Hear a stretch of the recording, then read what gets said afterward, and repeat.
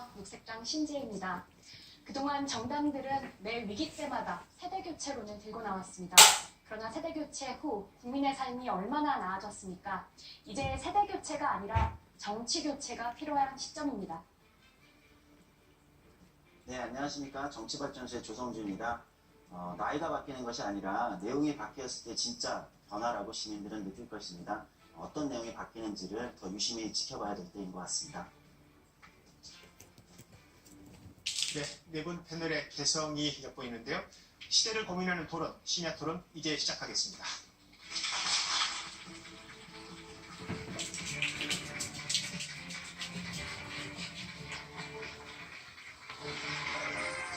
Nous prendrons toutes nos responsabilités pour apporter chaque fois que cela sera nécessaire une réponse pertinente aux grandes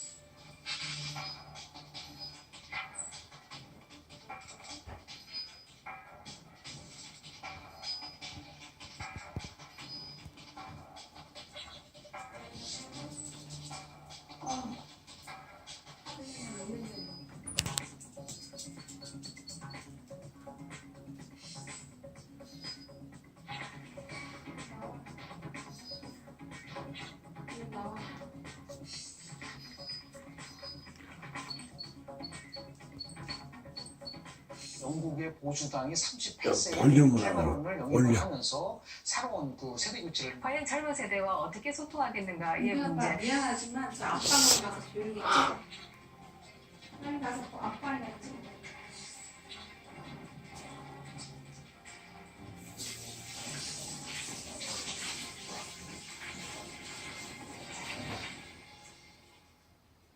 네, 심야 토론 본격적으로 시작해 보도록 하겠습니다. 먼저 주제 토론을 하기에 앞서서 네 분 패널 짧게 인사를 드리겠습니다. 제 오른쪽, 그러니까 화면의 왼쪽이겠죠? 더불어민주당의 송영길 의원님. 네, 안녕하십니까. 지도부 선출이 곧 있죠? 25일이던가요? 8월 25일 날 전당대회를 네. 하고 그 전에 7월 27일 날 이제 예비 경선 컷오프 네. 세 명으로 컷오프를 합니다. 당대표 출마하십니까? 준비하고 있습니다. 네. 바로 옆에 미래당의 김관영 원내대표님. 최근에 원내대표 선출되셨죠? 네, 6월 25일 날 선출됐습니다. 네, 역시 지금 비례 제도에서 차기 지도부 선출을 앞두고 있고요. 네, 언제 선출합니까? 바른미래당은 8월 19일 날 8월 19일. 지금 당대표 선출 앞두고 있습니다. 네. 제 옆에 화면 오른쪽이겠죠? 이번 서울시장 선거에 나오셨죠? 네. 페미니스트 서울시장 4등 하셨죠? 네, 4위 했습니다. 승자 독식인 한국 사회 선거에서 4등하고 지금 관심 꽤 높은 걸로 알고 있습니다. 네, 그래서 토론에도 오늘 초대받은 것 같습니다. 네. 오늘 원외 정당으로서 어떻게 선거제도 개혁이 그리고 정치 개혁이 젊은 정치인들을 길러낼 수 있을지 말씀드리고자 왔습니다. 네. 그 옆에 조성주 정치발전연구소 이사께서는 3년 전이었죠? 정의당 전당대회에서 2세대 진보정치 이 슬로건을 나오셨는데 그때 꽤 화제가 됐었어요. 옛날 일입니다. 그러니까 요즘 조금 소강 상태이시고요. 네, 요즘은 다른 노동 문제나 이런 쪽을 하고 있어가지고 정치 쪽은 좀 오랜만입니다. 네. 네, 오늘 토론 주제가 한국의 마크론과 트리도 왜 안 나오나입니다. 이 주제는 사실 6.13 지방선거 결과와 결부되어 있습니다. 그러니까 6.13 지방선거와 관련해서 여러 가지 해석이 있는데 보수 정당의 참패로 나온 것은 가령 이렇게 해석이 되는 경우가 많습니다. 반공을 제1로 내세운 보수, 성장 일변도의 보수의 몰락이다. 또 동시에 그 몰락은 9세대의 퇴장을 의미한다. 이런 해석들이 있습니다. 그러니까 우리 주제와 관련해서 그렇게 해석이 될 수도 있는데 선거가 끝나고 3일 후였던가요? 제가 본 칼럼 중에서 제일 인상적이었던 건 중앙일보에서 일면에 칼럼을 실렸습니다. 송호근 서울대 석좌 교수의 칼럼인데 제목이 올드보이들 수고 많았다. 굉장히 세죠? 네. 제목이. 자, 그 칼럼의 요지는 9세대에 이제 물러갈 때가 됐다는 걸로 요약이 될 수도 있습니다. 여러 가지가 있는데 이 부분과 관련해서 과거의 가치의 몰락인지 세대의 퇴장 요구인지 어떻게 보십니까? 먼저 아무래도 성찰이 깊으실 바른미래당 쪽에서 먼저 저희 당도 이번 지방선거에서 워낙 참패를 했습니다. 네. 저희 당 개인적으로 보면 창당 후 4개월 만에 치른 선거인데 창당해서 이런 거 한번 해보겠습니다라고 국민에게 약속한 거 제대로 한번 실천해보지도 못하고 참패를 당했는데요. 이번 선거는 첫 번째는 한반도의 새로운 평화시대가 도래했다는 네. 이 점이 지방선거를 크게 압도한 것 같습니다. 지방선거라고는 기본적으로 지방의 일꾼을 뽑는 선거인데 이번 워낙 한반도 평화체제에 대한 새로운 흐름이 지방선거를 압도하지 않았나 싶고요. 이제 지방선거의 이 과거 세대가 퇴장하고 네. 새로운 세대가 와야 된다라고 하는 점을 이번 선거가 제대로 보여주지 않았나라고 평가하기에는 성과가 조금 미미하다 아직은 라고 생각하고 다만 과거 선거에 비해서 지방선거의 30대, 20대, 30대 당선자들이 많이 늘었거든요. 네. 이것은 새로운 정치를 갈망하는 유권자들의 표심이 이제 서서히 표출되기 시작했다라고 생각을 합니다. 네, 절반의 평가하신데. 네. 어찌됐건 저기 대승을 하신 여당 입장에서는 이번 선거가 이제 세대 교체, 젊은 정치 리더십과 연관해서 어떻게 해석을 하십니까?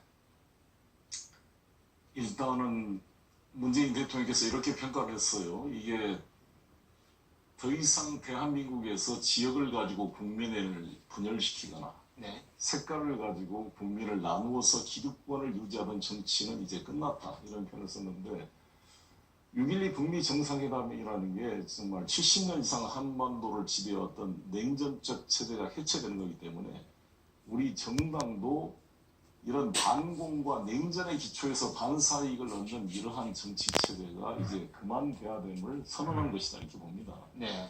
그래서 사실 자유한국당을 사실상 심판한 선거가 됐다고 보여지고요. 네. 저희들로서는 이제 큰 책임을 따는 그런 것이 된 거죠. 예. 이제는 그 대통령의 말씀을 우리 당내 적용하면 더 이상 우리 당내에 친문, 비문, 586 민평전 이런 친목과 편을 계파를 나누어서 당원을 분열시키는 정치를 끝내고 통합시켜서 지금 민생 경제와 지금에 필요한 한반도 평화 시대를 준비하는 정당의 체제를 갖춰라.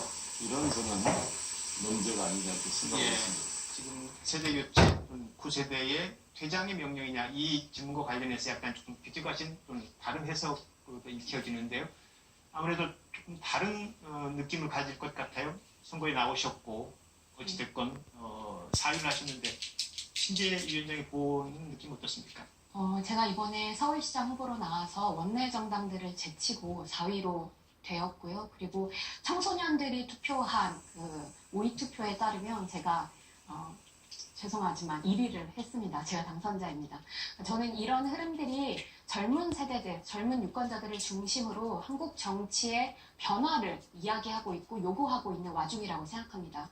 지금 한국의 정치사가 책으로 쓰여진다면 한 챕터가 넘어가는 와중이라고 생각해요.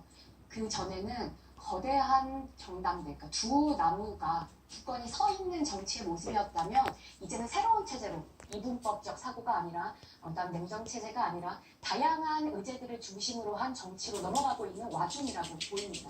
그래서 새로운 인물들과 새로운 정치, 정당들이 등장하고 있고요. 그래서 저는 이번 선거의 결과를 자유한국당뿐만 아니라 지금 원내에 진입하고 있는 모든 정당들이 엄중하게 받아들여야 한다고 생각합니다. 그리고 당내를 어떻게 혁신시킬 것인가 철저하게 고민할 시점이 된 것 같고요. 2020년 총선 때 그 자세가 되어있지 않다면 유권자분들께서 심판하시지 않을까 싶습니다. 지금 아직 20대이시죠? 예. 이번 선거에서 20대 등장으로 또는 20, 30대의 등장으로도 보시는 겁니까? 네, 많이 등장했다고 저는 볼 수 있고요. 그 이번 녹색당 제주지사로 출마하셨던 고은영 후보님도 30대 초반의 여성 후보님이셨습니다. 네. 자유한국당을 누르고 3위에 들어가셨어요. 이것들을 본다면 이제 젊은 정치인들이 단순히 거대 정당의 정치인들한테 공천받아서 그러니까 간택되어서 정치를 하는 것이 아니라 실제로 자립해서 정당의 리더로서 나오고 있는 모습들을 보여주고 있는 양상이라고 보이고요.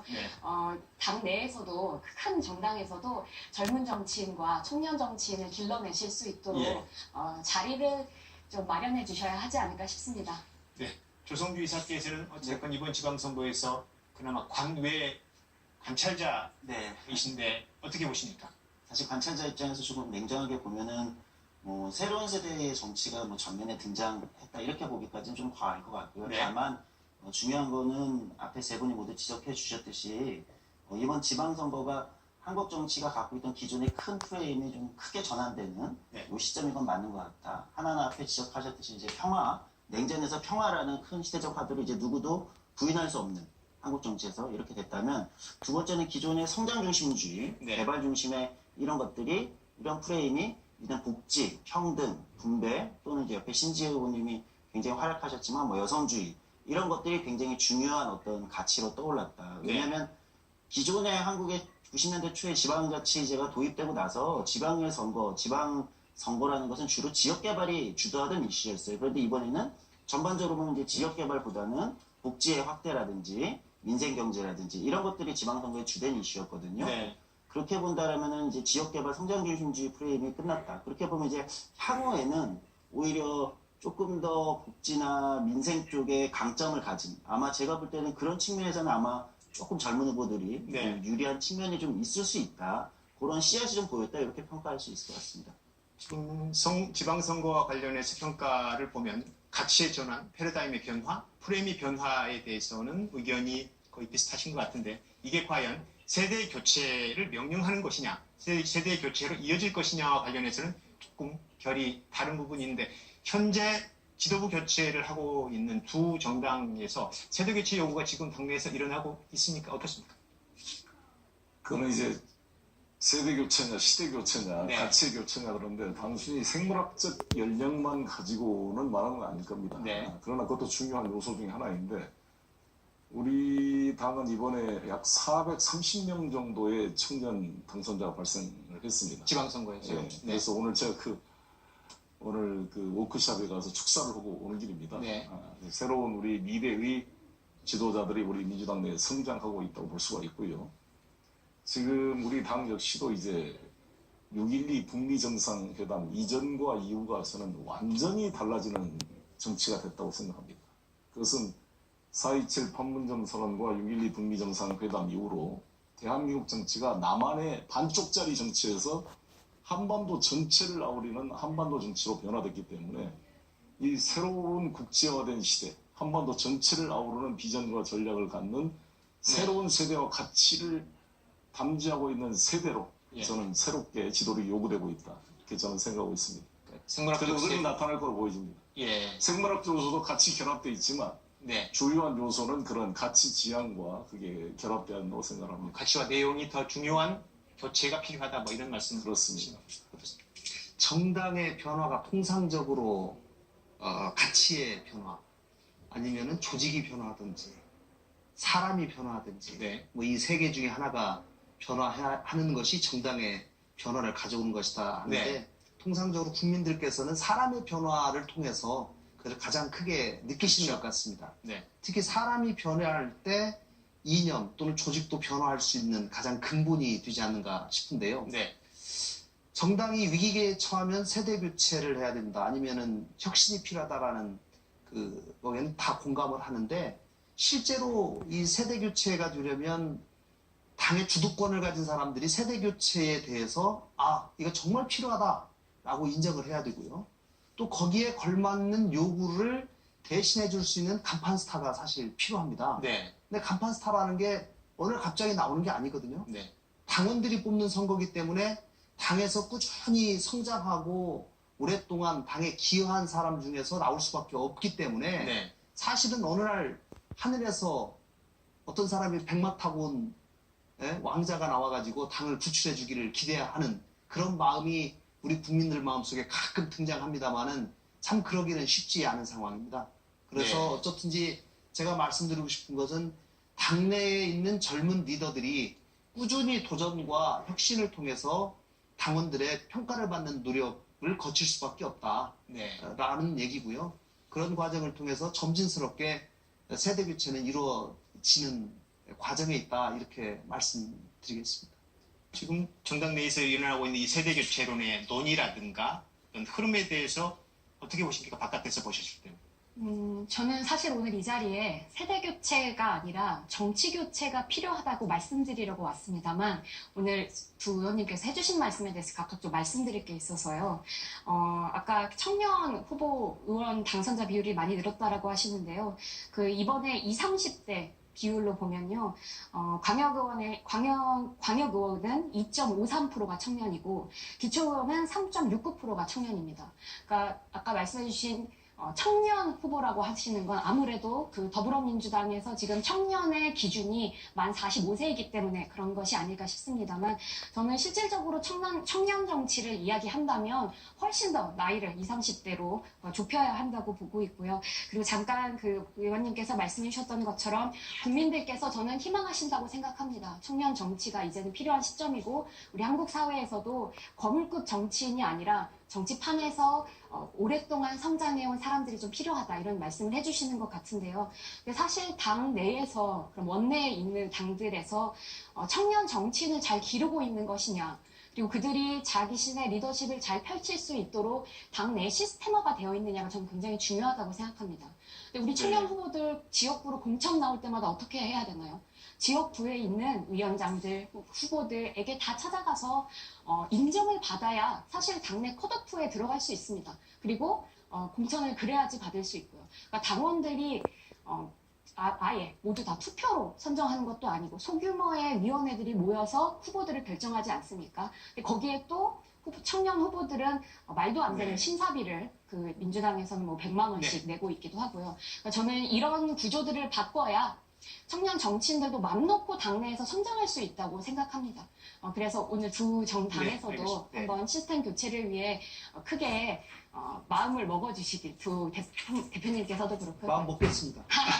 저희가 감사합니다. 오늘 벌써 어떤 진입장벽이 있다는 비판이 좀 나왔는데 어떻게 근데 진입장벽보다는 저희 같은 경우는 발굴하려고 찾는데 찾기가 어려웠어요. 찾기가 어렵다? 네, 저희 지역도 마찬가지고 40대 이하의 청년을 준비된 청년을 찾기가 참 쉽지 않아서 이게 평소에 훈련이 되고 시스템으로 만들어서 양성을 높은 대식을 해야 됩니다. 이번에 사실 볼륨을 더 올려. 프랑스 축구가 완전히 세대 교체에 성공했잖아요. 2006년도에 지단이 물러난다에 음바페가 나오기까지 이게 2006년도에 지단이 은퇴를 했거든요. 예. 12년이 걸려서 그 아트서커라는 이 프랑스 축구가 이번에 화려하게 음바페를 통해서 그리즈만 뭐 이게 부활을 했는데 이게 그냥 된 게 아니라 프랑스의 유소년 축구의 그런 배양을 통해서 준비를 한 10년 이상 필요했던 것 같습니다.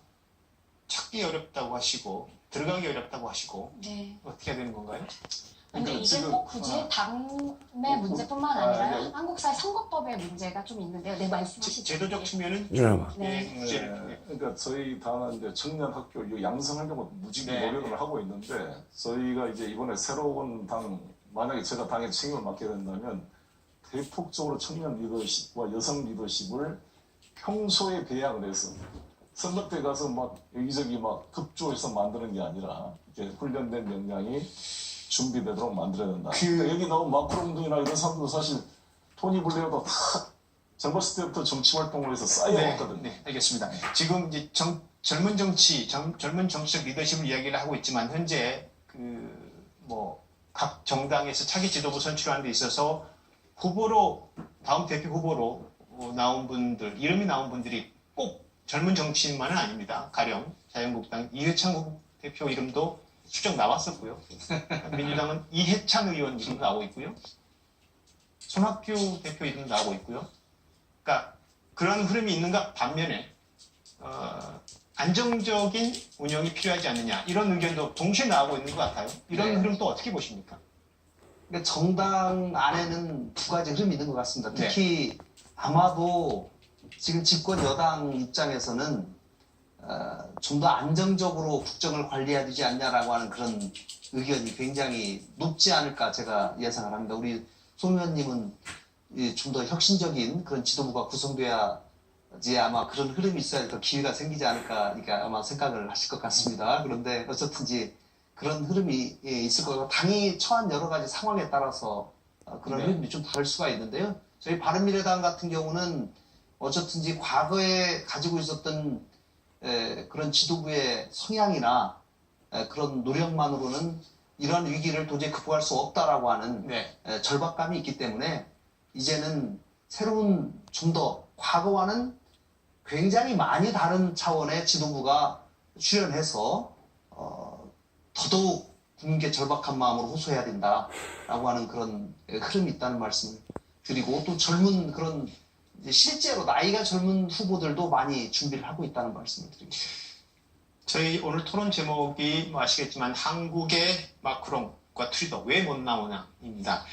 뭐 이분들뿐만 아니고 뭐 콜롬비아의 대통령 42살이고요. 스페인의 총리 46살이고요.